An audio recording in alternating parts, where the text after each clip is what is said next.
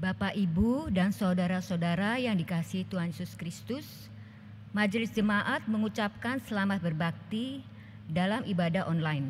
Tuhan memberkati kita. Kebaktian pada hari ini dilayani oleh Pendeta Handi Hadi Witanto dari Fakultas Teologi Universitas Kristen Duta Wacana Yogyakarta. Kiranya pelayanannya menjadi berkat bagi kita semua. Seluruh anggota Majelis Jemaat diundang hadir dalam PMJ yang akan diadakan pada hari Minggu 22 November 2020 pukul 11 di Ruang Serbaguna. Demikian warta lisan yang dapat kami sampaikan. Warta selengkapnya dapat dibaca di warta jemaat yang sudah dibagikan melalui koordinator wilayah masing-masing. Atas perhatiannya kami ucapkan terima kasih. Tuhan Yesus memberkati.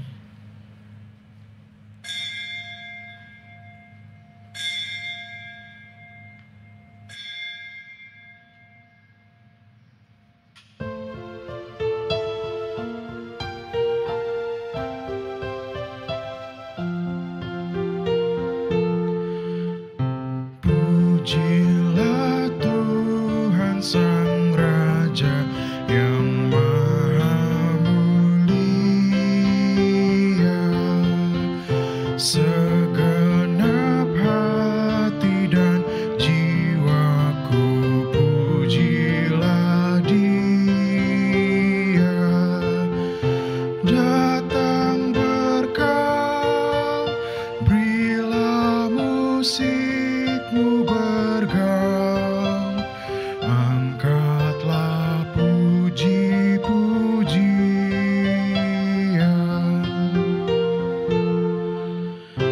Pujilah Tuhan segala kuasa padanya, sayap kasih-Nya yang aman mendukung anaknya. Tiada terperi yang kepadamu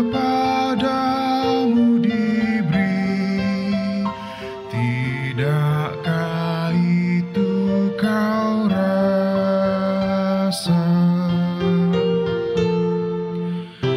Pujilah Tuhan yang dapat dan mau melakukan,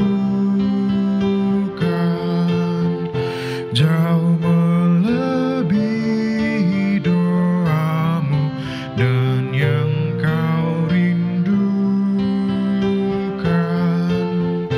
Ingat teguh, Ia berkuasa penuh, kasih-Nya terus kau temukan.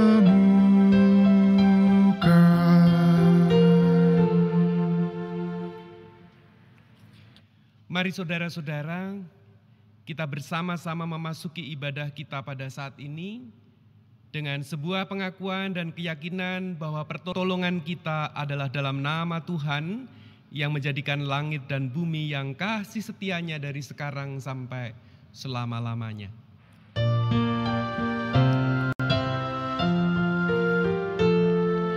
Amin, amin, amin.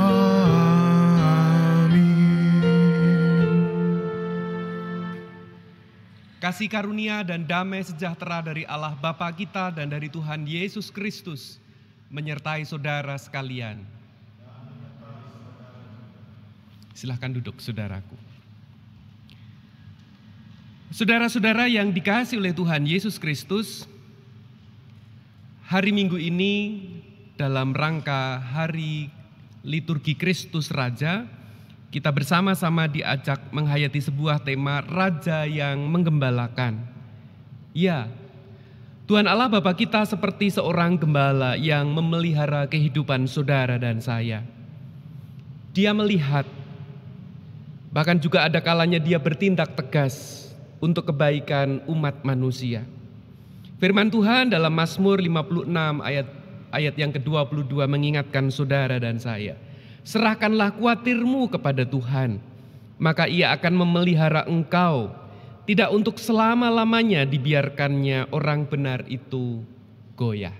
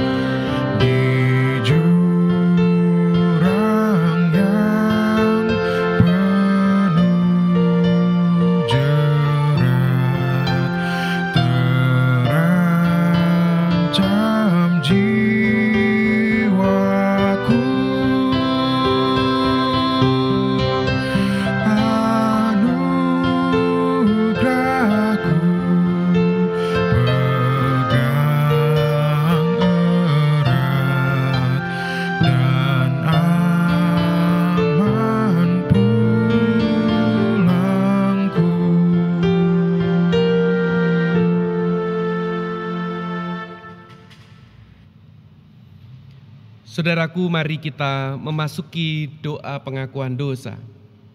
Pada saat ini marilah kita merendahkan diri kita di hadapan Tuhan, saudaraku. Kita akan mengakui segala dosa dan kesalahan kita, segala ketidaklayakan kita di hadapan Tuhan. Setiap jemaat diberi kesempatan untuk mengaku dosa secara pribadi. Silahkan saudara.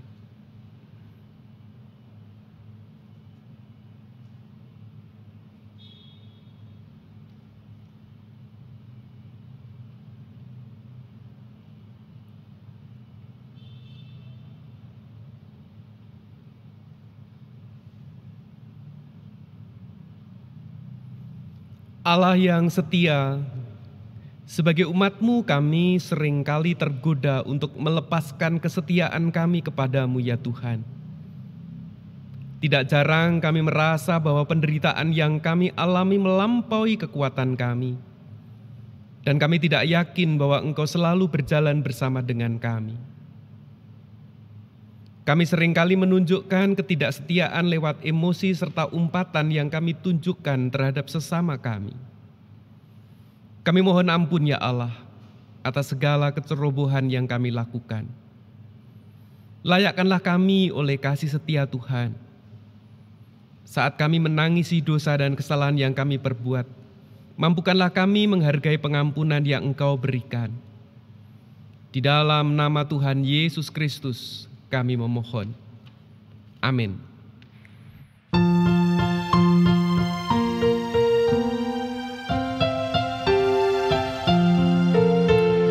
Puji Yesus, pujilah Juru Selamat. Langit bumi maklumkan kasih-Nya. Haleluya, nyanyilah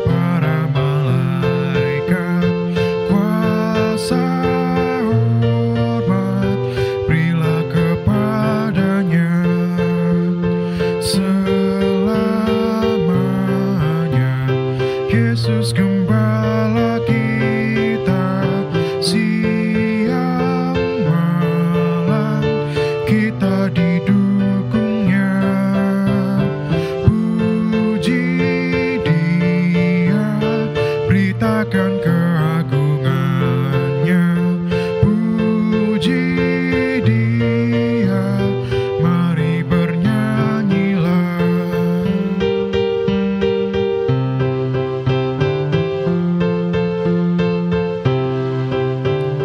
Puji Yesus, pujilah Juru Selamat. Pada salib dosa dihapusnya. Gunung batu dan pengharapan abadi dinyatakan di Bukit Golgota. Haleluya, hilanglah duka cita oleh kuasa kasih setianya. Puji Dia, beritakan keagungannya. Puji Dia, mari bernyanyilah.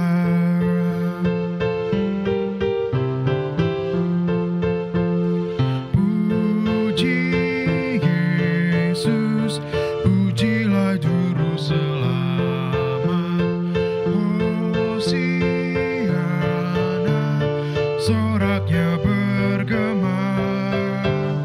Kerajaannya untuk selama-lamanya. Yesus Kristus, Raja Nabi iman. Ia datang, Raja segala alam. Kuasa hormat hanya kepadanya. Puji Dia, beritakan keagungannya. Puji Dia, mari bernyanyilah.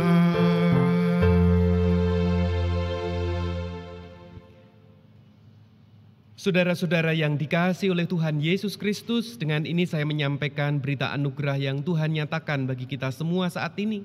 Firman Tuhan dalam Mazmur 97 ayat 10 dan 11. Hai orang-orang yang mengasihi Tuhan, bencilah kejahatan. Dia yang memelihara nyawa orang-orang yang dikasihinya akan melepaskan mereka dari tangan orang-orang fasik. Terang sudah terbit bagi orang benar dan sukacita bagi orang-orang yang tulus hati. Demikianlah berita anugerah dari Tuhan.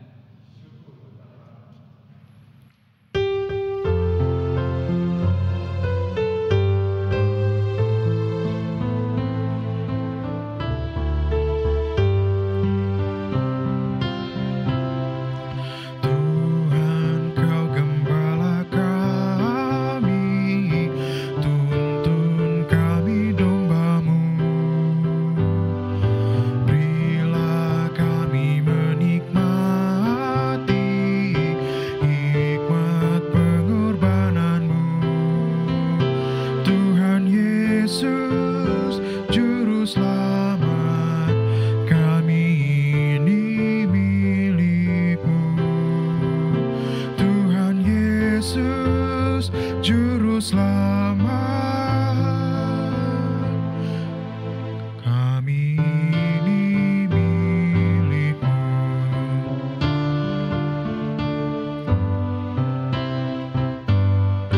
Kau pengawal yang setia, kawan hidup terdekat.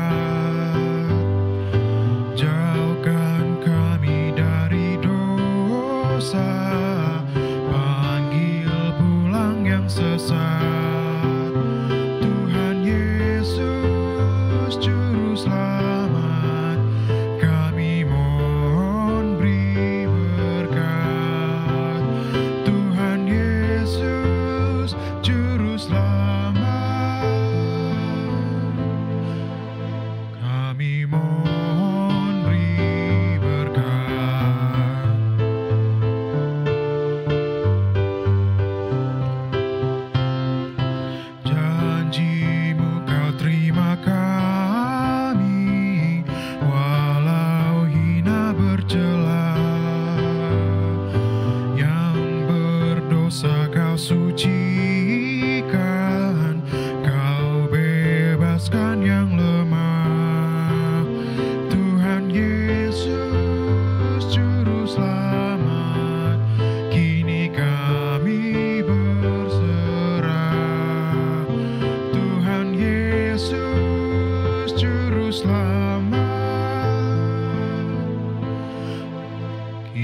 kami berserah.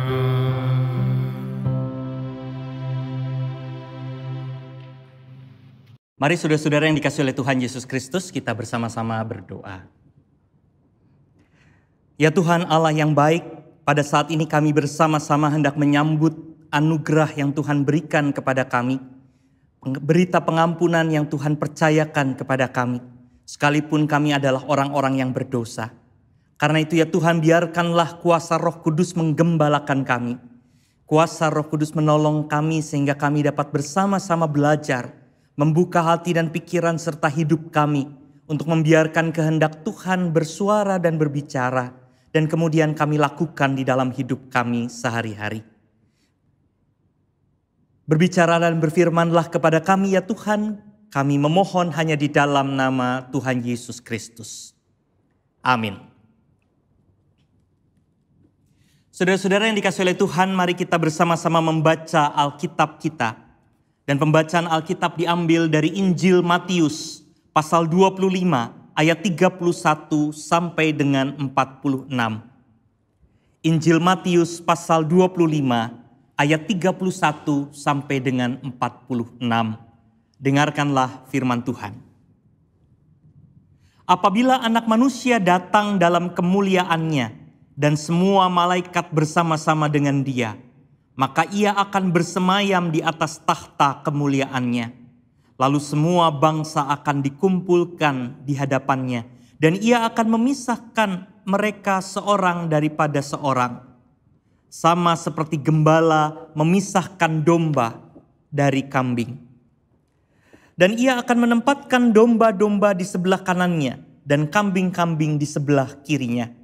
Dan raja itu akan berkata kepada mereka yang di sebelah kanannya, "Mari, hai kamu yang diberkati oleh Bapa-Ku, terimalah kerajaan yang telah disediakan bagimu sejak dunia dijadikan.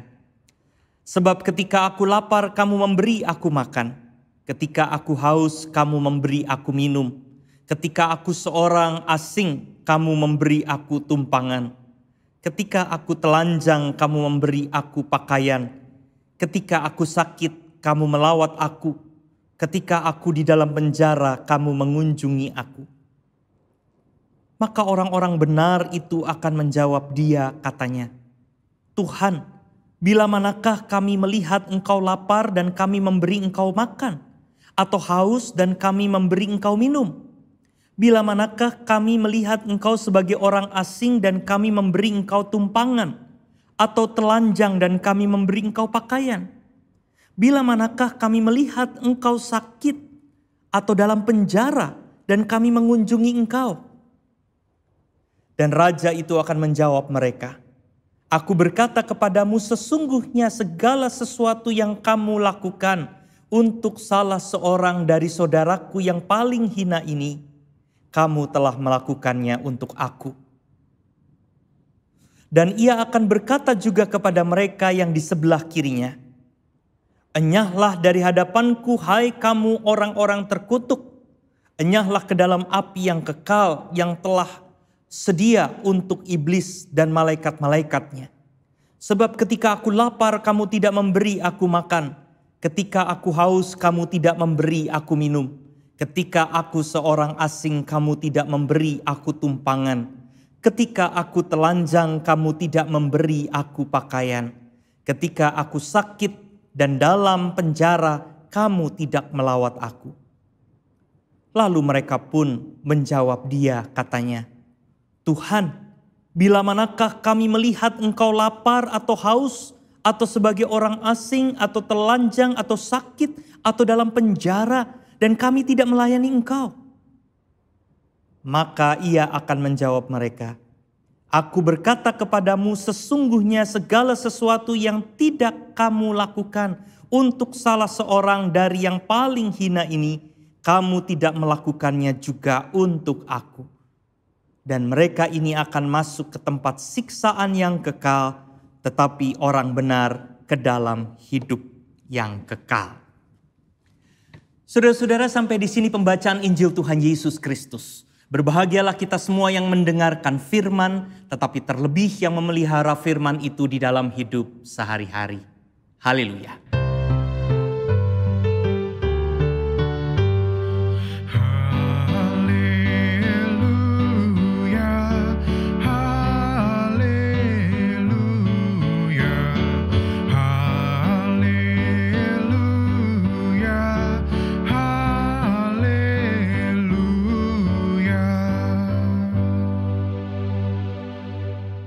Saudara-saudara yang dikasihi oleh Tuhan Yesus Kristus, tema dari ibadah kita termasuk dalam perenungan firman pada hari ini adalah Raja yang menggembalakan. Menggembalakan diambil dari kata penggembalaan, gembala, pastor, atau mungkin juga kita kenal istilah pastoral, itu menunjukkan tentang aktivitas penggembalaan.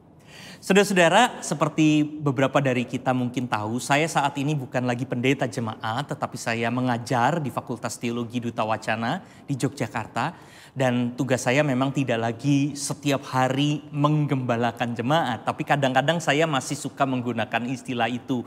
Jadi satu waktu, karena ini bagian dari tugas saya di kampus, saya harus berkunjung ke satu fakultas, bukan fakultas teologi, untuk bertemu dengan seorang dosen di sana. Kalau saya tidak salah waktu itu fakultas arsitektur, dan saya berjalan lalu karena beberapa dosen di sana tahu bahwa saya adalah pendeta, lalu mereka bertanya, "Loh Pak, mau mengunjungi siapa?" Saya lalu mengatakan seorang dosen, "Saya mau kunjungan pastoral." Lalu mereka rame, "Wah, ada masalah ya Pak sampai harus kunjungan pastoral?" Saya yang balik heran, "Loh kok masalah?" Karena dalam pikiran saya ketika saya bicara tentang kunjungan pastoral itu menjadi sebuah kunjungan yang menyenangkan, sebuah kunjungan di mana kita saling menguatkan, mencoba berbicara tentang hal-hal yang baik, hal-hal yang benar, mencoba untuk merawat relasi, merawat komunitas dan seterusnya. Itu yang ada dalam pikiran saya ketika saya iseng menggunakan istilah gereja melakukan kunjungan pastoral. Sebetulnya yang terjadi saya rapat sebetulnya ya. Tapi buat saya kata kunjungan pastoral itu menyenangkan. Saya betul-betul tersadar bahwa ini adalah hal yang juga kadang-kadang muncul di akar rumput yang dibicarakan oleh banyak orang di dalam gereja. Ketika seorang pendeta melakukan kunjungan pastoral, ketika ada label penggembalaan, maka memang itu identik atau seolah-olah diidentikan dengan persoalan dan permasalahan. Lalu bicara tentang sesuatu yang tidak baik yang sudah terjadi. Sehingga akhirnya apa yang dipahami itu kadangkala sedikit banyak menghilangkan semangat yang jauh lebih besar dari apa yang dimaksud oleh pastoral itu sendiri, penggembalaan itu sendiri. Bukankah di dalam penggembalaan di situ ada sebuah semangat untuk merawat, semangat untuk menjaga relasi, semangat untuk menghadirkan perhatian. Tentu di dalamnya ada semangat mengajar, ada di sana sini tentu menegur, memperbaiki kesalahan, tetapi itu semua ada di dalam sebuah payung yang jauh lebih besar yang berbicara mengenai perawatan, berbicara mengenai kehidupan yang dijaga, relasi antara manusia dengan manusia, manusia dengan kehidupannya dan manusia dengan Tuhan yang harus betul-betul dipelihara. Nah, saudara-saudara yang dikasihi oleh Tuhan Yesus Kristus, setidaknya saya ingin mengajak kita untuk menyadari saja. Saya tidak tahu apakah saudara-saudara juga ada di dalam kebiasaan dan tradisi untuk mengaitkan pastoral dengan persoalan begitu ya. Mungkin dan syukur-syukur tidak seperti itu. Tetapi paling tidak kita mencoba untuk membuat semacam kesadaran dulu di awal. Ketika kita bicara tentang penggembalaan, berbicara tentang pastoral di dalamnya, maka kita sedang berbicara pertama-tama adalah sebuah upaya merawat kehidupan supaya menjadi lebih baik. Merawat iman supaya menjadi iman yang lebih sungguh, merawat relasi, merawat kebenaran. Kalau ada salah tentu harus diperbaiki, harus ditegur juga. Tetapi semuanya dalam rangka yang baik. Jadi nggak selalu harus ada masalah begitu ya. Kecuali kalau kita memang selalu ketakutan dan merasa bahwa kita ini salah. Sehingga ketika pastoral hadir itu selalu dipahami dengan cara yang khawatir dan gelisah.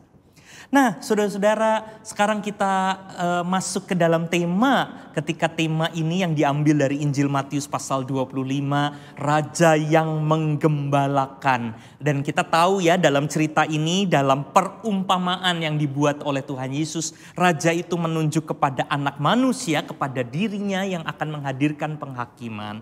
Tetapi yang menarik, tema ini mencoba mengatakan Raja yang menggembalakan. Karena itu sebetulnya tema ini ingin mengajak kita membaca Matius 25 bukan sebagai sebuah bentuk untuk menuding orang dalam bentuk kesalahannya saja. Tetapi juga dengan semangat untuk menghadirkan perawatan dalam kehidupan berjemaat.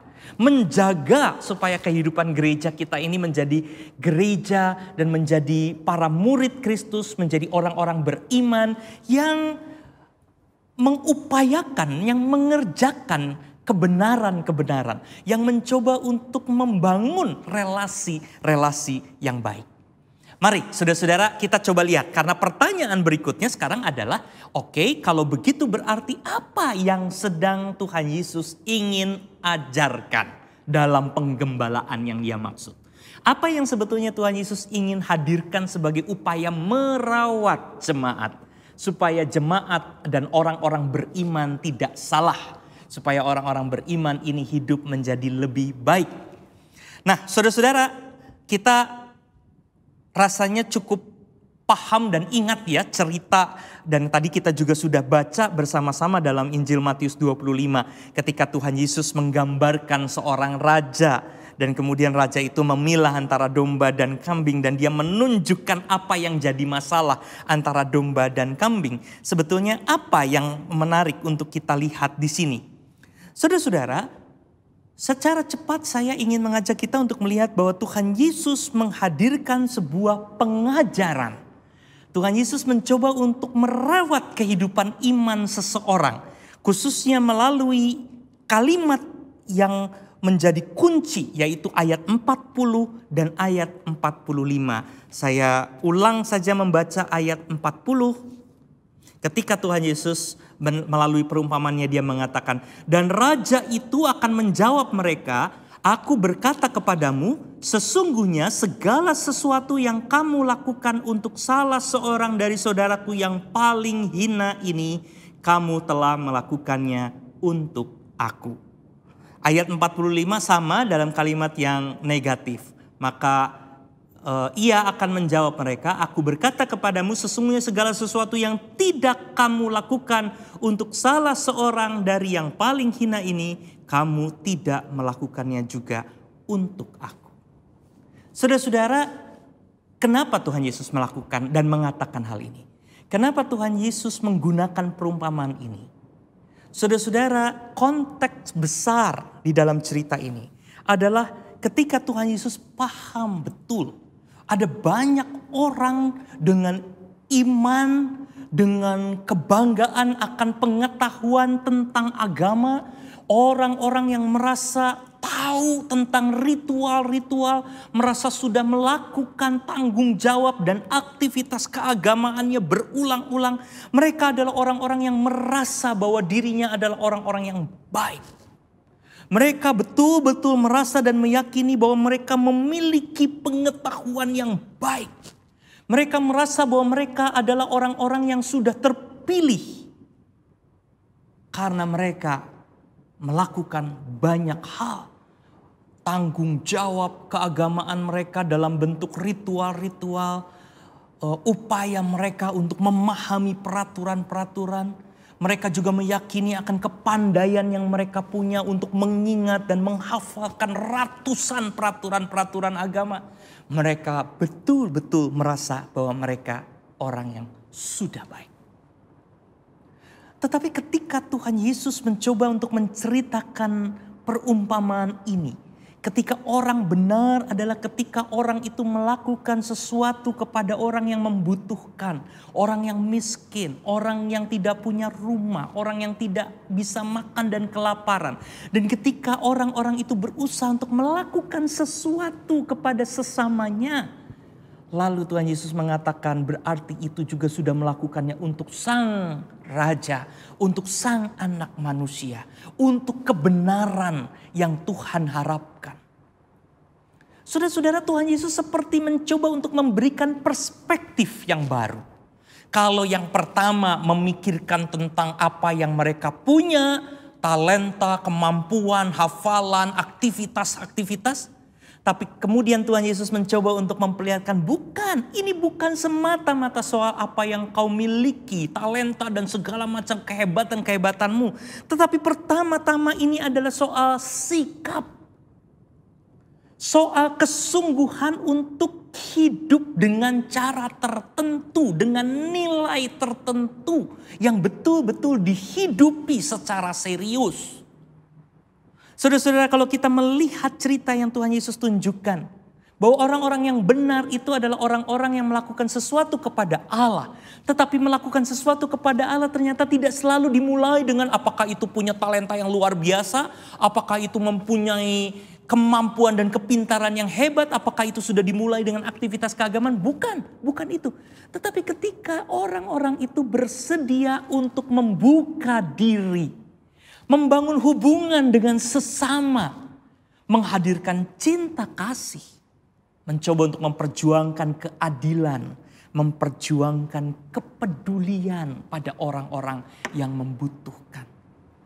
Justru ketika ada nilai-nilai seperti itu dan dimunculkan melalui sikap yang sungguh-sungguh melakukan sesuatu di tengah-tengah kehidupannya dalam relasi dengan orang lain, maka nilai serta sikap itulah menjadi wujud dari kesungguhan mereka untuk menaati dan hormat kepada Tuhan.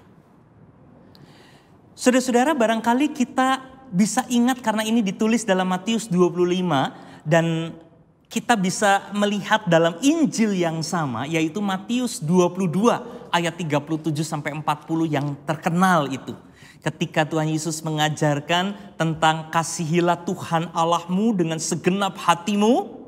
Tapi hukum yang sama dengan itu adalah kasihilah sesamamu manusia seperti kau mengasihi dirimu sendiri. Mengasihi Allah itu pertama-tama justru harus dimunculkan melalui sikap yang jelas. Mengasihi sesama, mengasihi kehidupan. Seperti kita betul-betul mengasihi diri kita. Dan ini adalah sikap yang didasari oleh nilai cinta kasih. Dan nilai cinta kasih ini adalah nilai yang terbuka untuk membangun hubungan dengan orang lain. Dan di dalam keterbukaan dan cinta kasih ini kita tidak akan heran kalau kita berbicara mengenai keadilan, mengenai kepedulian, mengenai kebenaran yang harus diperjuangkan dengan sungguh-sungguh. Itulah sikap yang benar di dalam bagaimana kita beriman. Dan saudara-saudara, di dalam kisah mengenai raja ini Tuhan Yesus sedang mencoba mengajar, menghadirkan sebuah semangat yang baru. Tidak melulu selalu adalah sebuah bentuk dari menyalahkan, tetapi mencoba untuk membangun sebuah pengertian yang sehat. Di tengah-tengah orang-orang yang selalu khawatir saya tidak punya apa-apa, Tuhan Yesus mencoba untuk mengingatkan bahwa yang terpenting adalah bagaimana kita memiliki nilai hidup dan bersikap dengan cara yang benar. Mungkin kita ingat cerita minggu lalu ya tentang talenta. Ada banyak orang yang terlalu khawatir sehingga talenta yang kecil dia tidak mampu untuk kembangkan dan hadirkan dalam bentuk buah dan hasil yang baik. Dan Tuhan Yesus ingin mendorong orang-orang untuk betul-betul menghidupi imannya dengan cara yang baik. Dan itu dimulai dari apakah kita betul-betul dan sungguh-sungguh memperjuangkan nilai keterbukaan, nilai cinta kasih, kepedulian, keadilan di dalam hubungan dengan banyak orang. Karena itu Matius 25 menceritakan bagaimana orang-orang yang hidup dan memperhatikan mereka yang membutuhkan, menghadirkan perhatian, menghadirkan kehidupan dan keadilan adalah orang-orang yang memperjuangkan kebenaran. Nah, saudara-saudara yang dikasihi oleh Tuhan, saya jadi ingat salah satu data dari hasil penelitian yang saya lakukan di kampus itu menunjukkan data yang menarik. Karena data itu menunjukkan begini. Ada banyak orang yang mengaku beriman tetapi ternyata mereka tidak terlalu punya banyak kepedulian pada orang lain. Tidak punya cukup banyak keterbukaan pada orang yang berbeda atau bahkan yang membutuhkan. Sehingga lalu nilai cinta kasih dan sikap tindakan untuk menghadirkan cinta kasih bisa jadi juga tertahan. Karena ternyata orang-orang beriman tidak selalu memang mempunyai keterbukaan untuk menghadirkan perhatian dan menghadirkan cinta. Dan data yang lebih menarik menunjukkan begini, apa yang membuat orang-orang tidak mau terbuka, membangun hubungan, berelasi, menghadirkan keadilan dan kebenaran, kepedulian. Apa yang membuat orang-orang beragama justru tidak melakukan hal yang seperti itu. Dan hasilnya adalah salah satunya ketika agama diajarkan secara doktriner saja. Ketika agama hanya diajarkan sebagai sebuah hafalan, aturan. Ketika agama diajarkan sebagai sebuah upaya untuk membentuk identitas siapa saya, siapa kamu. Apa yang membedakan saya dengan kamu. Ketika agama memang sejak awal diajarkan untuk membedakan orang.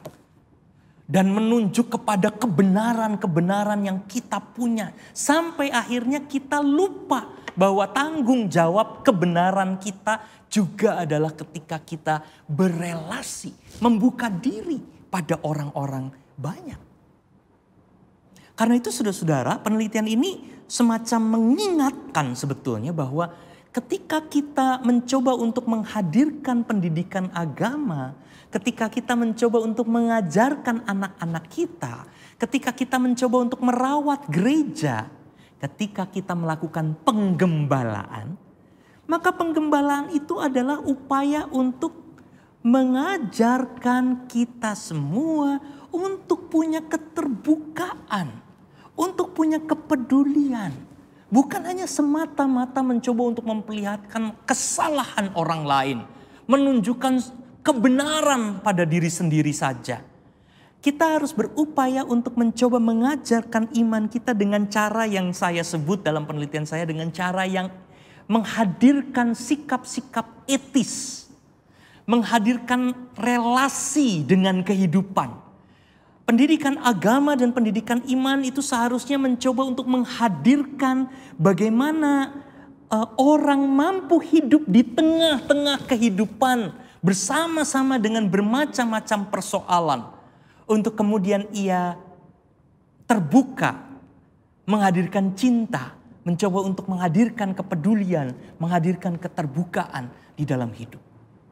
Nah, saudara-saudara, saya rasa ketika Tuhan Yesus menggembalakan kita melalui cerita ini dan mengajarkan sebuah ajaran yang kuat bahwa kita harus memiliki keterbukaan sehingga kita kemudian peduli, kita sadar pada keadilan, kita menghadirkan cinta kasih. Semua itu terjadi karena kita kemudian bisa bersikap di dalam kehidupan sehari-hari.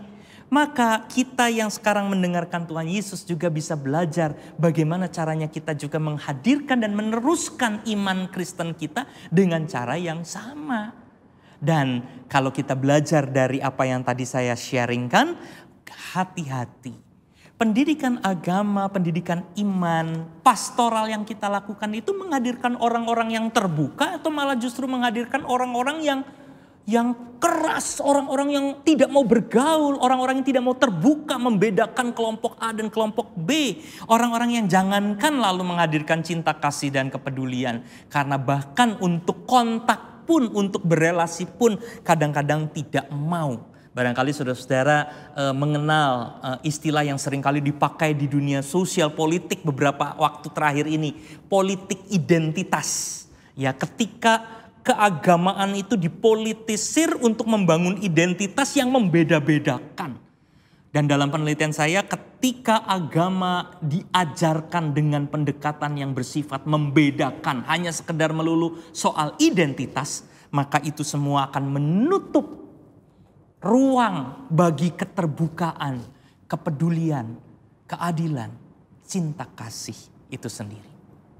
Saudara-saudara, tanggal 31 Oktober yang baru saja berlalu, Universitas Kristen Duta Wacana Yogyakarta, tempat saya sekarang melayani sebagai dosen, itu baru saja merayakan Dies Natalis. Dan di dalam perayaan Dies Natalis kami mengundang Dr. Monica Raharjo. Kalau saudara-saudara tahu dengan baik, itu adalah seorang dosen di Universitas Kristen Maranatha.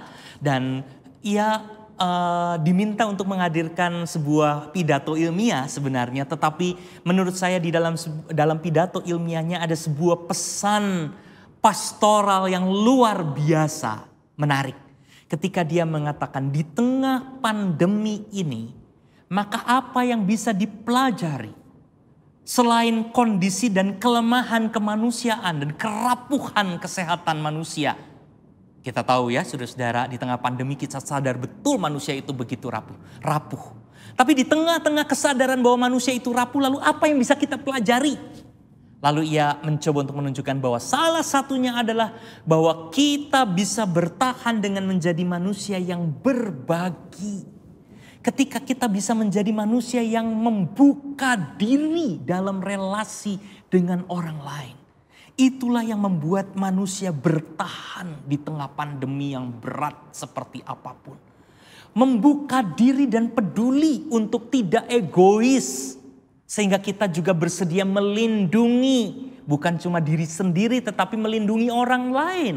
Jadi saya ingat sekali ya pesan sederhana waktu akhir-akhir bulan Maret itu yang terus-menerus digaungkan. Kita pakai masker karena kita bukan cuma untuk diri sendiri tetapi untuk melindungi orang lain. Ketika kita membacanya dengan nilai keterbukaan, berbagi dengan orang lain, ada keadilan di sana, ada kepedulian di sana, maka orang tidak perlu protes dan tidak perlu membangkang pada persoalan menggunakan masker. Nah, itu sudah agak kuno ya, karena kita mungkin sekarang sudah mulai menjadi sadar tentang hal itu. Tapi rasanya pesan Dr. Monica ini menjadi sesuatu yang tetap mengiang. Apalagi yang bisa kita bagikan sehingga kita bertahan? Apa yang bisa kita bangun sebagai kepedulian supaya kita ini bertahan? Kalau ini adalah sebuah pastoral dari Kristus kepada gereja, maka apa yang harus dilakukan oleh gereja? Berbagi seperti apa? Terbuka seperti apa? Keadilan yang bagaimana? Kepedulian yang bagaimana? Yang harus kita perjuangkan supaya orang bertahan. Dr. Monica Raharjo itu kemudian melanjutkannya dengan sharing mengenai terapi plasma konvalesen, plasma darah yang kemudian bisa dibagikan dari orang yang sakit kepada orang yang sakit yang sudah mulai sembuh, dan kemudian plasma darahnya diambil dan diberikan juga kepada mereka yang sedang sakit karena itu ternyata bisa menyembuhkan. Saya tahu rumah sakit Gatot Subroto, Rumah Sakit Pertamina Gatot Subroto di Jakarta sudah melakukan itu, dan ada cukup banyak rumah sakit lain yang katanya juga sudah melakukan terapi ini dalam rangka membantu penyembuhan mereka yang terpapar virus corona. Saudara-saudara, kemudian refleksi Dr. Monica kembali lagi adalah bahwa berbagi itu adalah dasar. Manusia bertahan karena manusia membuka diri pada manusia lain. Membuka diri pada kehidupan di sekitarnya. Tidak merasa dirinya lebih baik dan tidak merasa dirinya lebih pintar dan merasa dirinya lebih berkuasa. Tapi ketika membuka diri, disitulah ada cinta, disitulah ada kepedulian, disitulah ada keadilan dan ada kehidupan. Saudara-saudara yang dikasihi oleh Tuhan Yesus Kristus, maka rasanya ketika Tuhan Yesus menggembalakan kita melalui cerita yang luar biasa ini. Mengajak kita untuk betul-betul membuka diri. Dan untuk membuka diri ini kita tidak boleh menjadi orang yang hanya doktriner ya. Tapi menjadi orang yang betul-betul belajar dan betul-betul mencoba melihat bahwa iman itu adalah relasi juga ketika kita membuka relasi dengan banyak orang di sekitar kita. Itulah sikap iman kepada Tuhan yang baik. Maka saudara-saudara, biarlah penggembalaan ini juga berbicara kepada kita semua, menularkan nilai yang baik sehingga kemudian kita sebagai gereja, kita sebagai orang tua, kita sebagai teman dengan teman yang lain, kita sebagai orang Kristen, kita juga akan menghadirkan semangat yang sama. Kita menghadirkan semangat penggembalaan dan pastoral yang sama. Karena kita mau menghadirkan bukan sekedar upaya menuding orang lain salah, tetapi mencoba untuk menghadirkan nilai-nilai yang dapat dirasakan dan dihidupi oleh orang banyak. Semoga saudara-saudara yang dikasihi oleh Tuhan Yesus Kristus, jemaat GKI Buaran, dan kita semua yang ikut bersama-sama menyaksikan dan hadir di tengah-tengah ibadah ini, kita semua membiarkan penggembalaan Kristus berbicara di tengah-tengah hidup kita. Tuhan memberkati. Amin. Umat yang dikasihi Tuhan, marilah kita bersama umat Allah di masa lalu, masa kini, dan masa depan mengingat pengakuan pada baptisan kita menurut pengakuan iman rasuli demikian. Aku percaya kepada Allah, Bapa yang Maha Kuasa, Khalik langit dan bumi, dan kepada Yesus Kristus, anaknya yang tunggal Tuhan kita, yang dikandung dari Roh Kudus, lahir dari anak darah Maria, yang menderita sengsara di bawah pemerintahan Pontius Pilatus, disalibkan, mati dan dikuburkan, turun ke dalam kerajaan maut, pada hari yang ketiga, bangkit pula dari antara orang mati, naik ke surga, duduk di sebelah kanan Allah, Bapa yang Maha Kuasa, dan dari sana ia akan datang untuk menghakimi orang yang hidup dan yang mati. Aku percaya kepada Roh Kudus, gereja yang kudus dan am, persekutuan orang kudus, pengampunan dosa, kebangkitan orang mati, dan hidup yang kekal. Amin.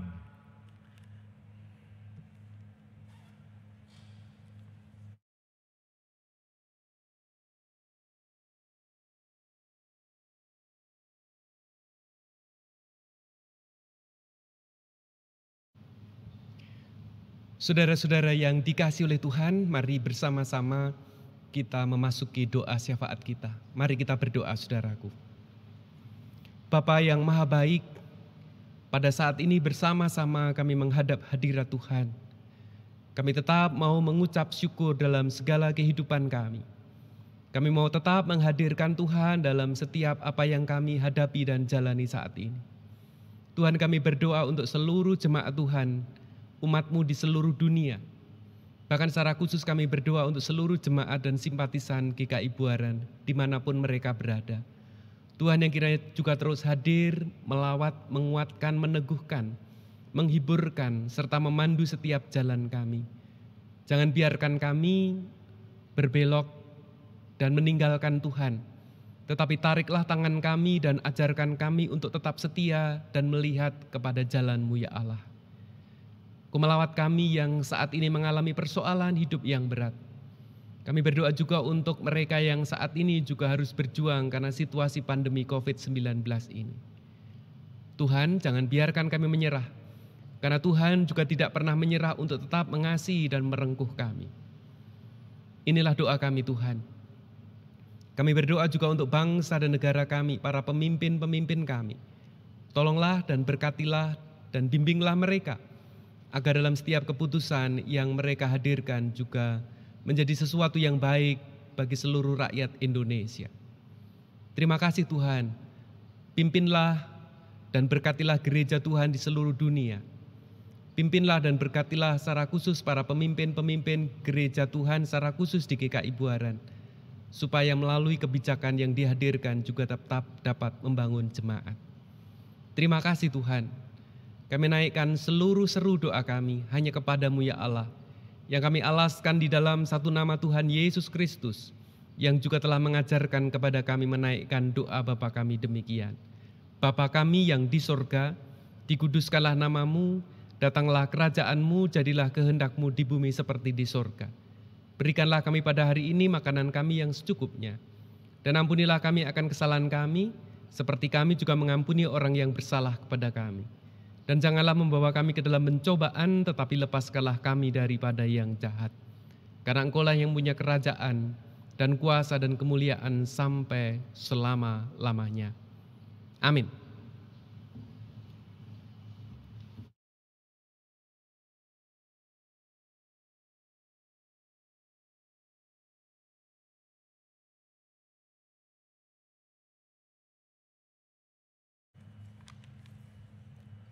Umat yang dikasihi Tuhan Yesus Kristus, kepada kita diberikan kesempatan untuk mengucapkan syukur kepada Tuhan melalui persembahan syukur. Marilah kita memberikan yang terbaik bagi Tuhan dan mengingat pada firman Tuhan dalam Lukas 6 ayat 38 demikian. Berilah dan kamu akan diberi. Suatu takaran yang baik yang dipadatkan, yang digoncang dan yang tumpah keluar akan dicurahkan ke dalam ribaanmu. Sebab ukuran yang kamu pakai untuk mengukur akan diukurkan kepadamu. Saudara dapat mengirimkan atau mentransfer persembahan saudara ke nomor rekening yang tertera pada layar, atau persembahan juga dapat dikumpulkan di amplop untuk kemudian dibawa ke gereja pada saat kita kembali beribadah di gedung gereja.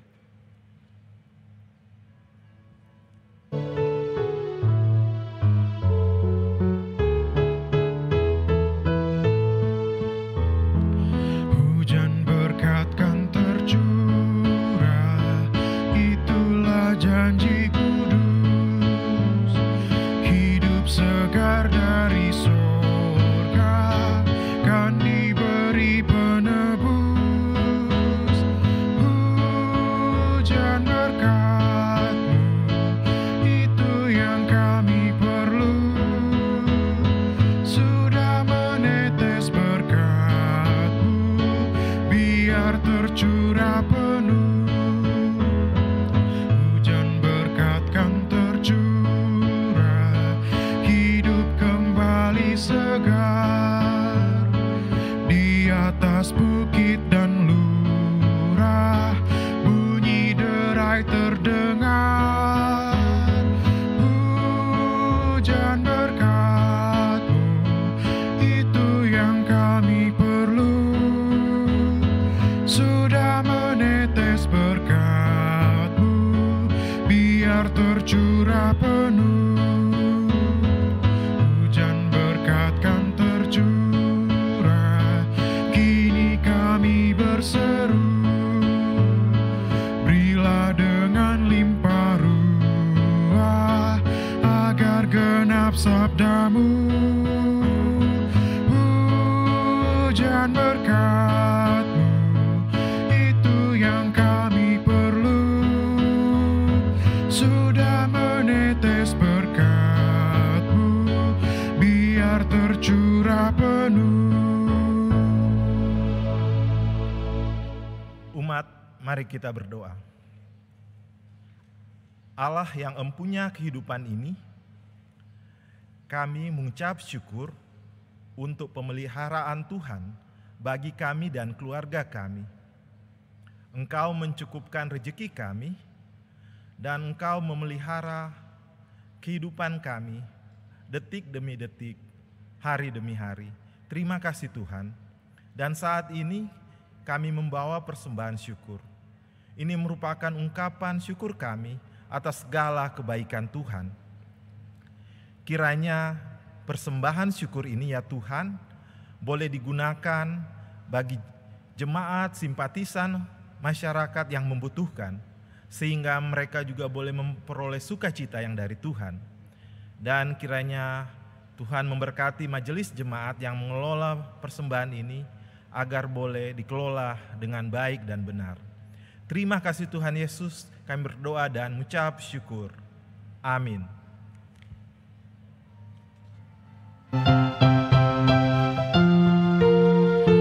Bila sangkakala menggegap di zaman berhenti, fajar baru yang abadi merekah. Bila nanti dibacakan nama orang tertebus, pada saat itu aku pun serta. Bila nama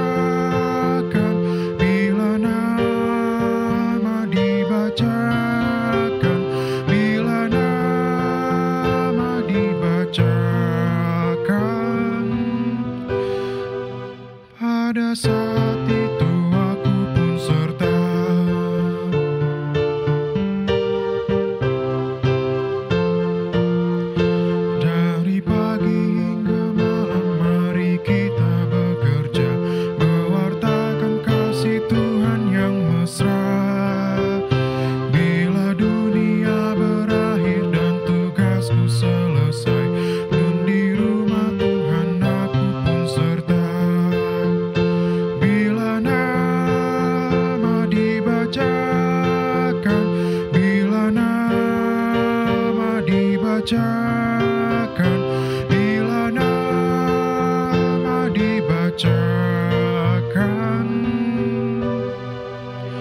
pada saat itu aku pun serta.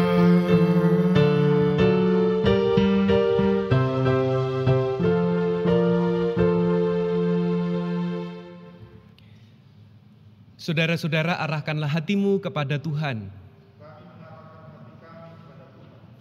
Jadilah saksi Kristus. Terpujilah Tuhan.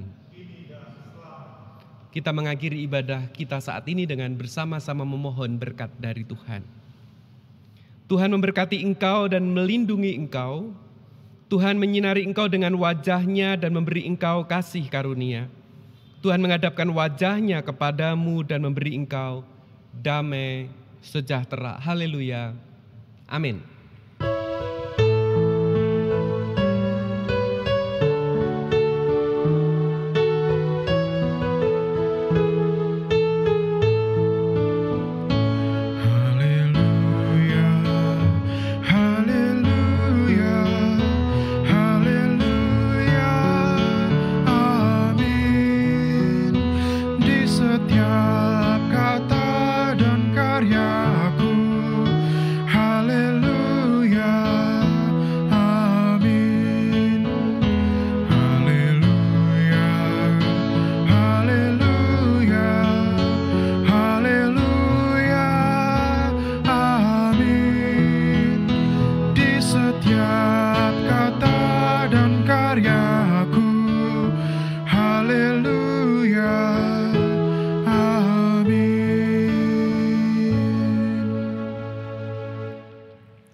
Bapak Ibu, kebaktian selesai. Selamat hari Minggu. Tuhan memberkati.